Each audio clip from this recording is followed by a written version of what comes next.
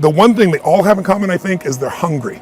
And I know that sounds simplistic, but I believe that's the single most important element that separates the quality of people's lives. It's not just the ability to have hunger, but to sustain it. Hunger means that you want more. You want more of yourself. You want to make a bigger difference. You want to be a better parent. You want to do something more than there is today, and that you don't get satisfied. Most people start out with hunger at an early stage of life and they lose it. But the people that come to me are hungry either because something's happened, they've had a birthday with a 0 on it, they've gone through a divorce, they're starting a business and they know I've got to have a different level, or they're the best in the world and they're always looking for that edge that makes the difference. I think everybody is born with hunger. Like, there's a desire to grow, to expand, to learn, and then disappointment sets in early in life for most people. And then we look to blame something outside of ourselves. And there are many events in our lives that can affect us all. We've all had pain and challenges. But I think if you can find within yourself the part of you that wants to constantly give something more than yourself, if you can find a mission larger than yourself, then you're more pulled to do something than trying to push yourself. And pull has much more power than push. I always say motive does matter.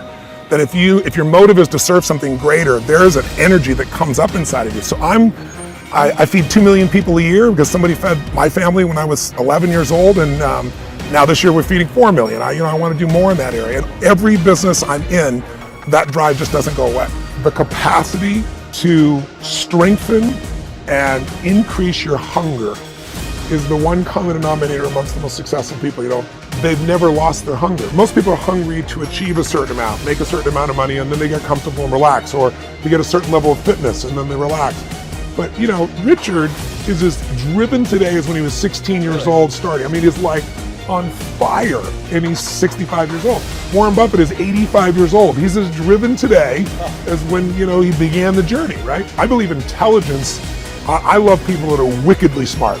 And I work to be wickedly smart by educating and training myself and so forth, and training my brain. There's a lot of intelligent people who can't fight their way out of a paper bag, right? Hunger is the ultimate driver, because if you're hungry, you can get the strategy, you can get the answer. If you can't model it, you can find it. So hunger, modeling would be maybe the next best skill. Knowing that success leaves clues. The best way is get around where it's better and things will hit you.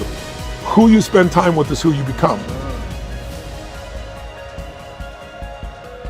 How bad do you want your goal right now? Do you want it as bad as breathing? Do you want it as bad as anything you ever wanted in your life? And if you calibrate it at the highest enough levels, what I found is the people that are the hungriest, they find a way. When you know why you want something, when it's desperation, the power of being desperate is something that most people avoid. They think desperation is a weakness. And I'm here to tell you, desperation is one of the most powerful emotions you could possibly possess, because when you're desperate, you find reserves and reservoirs of ideas, talents, and a strength that you don't know you have when you find yourself in a desperate situation.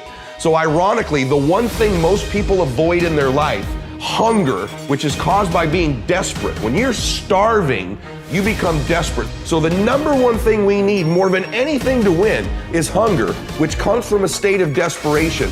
Yet we're constantly trying to comfort ourselves in the real world to avoid the state of being desperate. And I'm telling you that I think you need to embrace desperation again in your life. Like, do you want it so bad that you're desperate for it? See, in a fight, you show me two people. This is why it's so hard to repeat as a champion in the fighting game. Because you show me someone who's up and coming, who's hungry for that title, who's never had it before, who can taste it, who knows if they win that belt, their whole life's gonna change. They're gonna be champion of the world, all the endorsements, all the money, all their family life, all their parents' lives are gonna change. You show me somebody chasing that, hungry for it, against someone who's just trying to hold on to a title. And that's why most of the time the challenger beats the champ.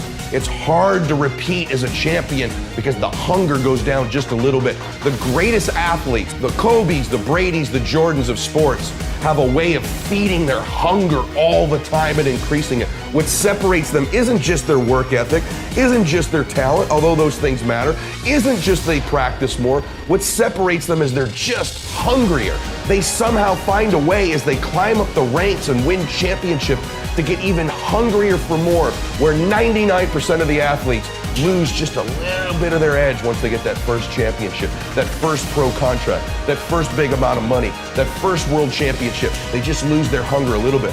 And then there's the elite. They get hungrier. It feeds the beast.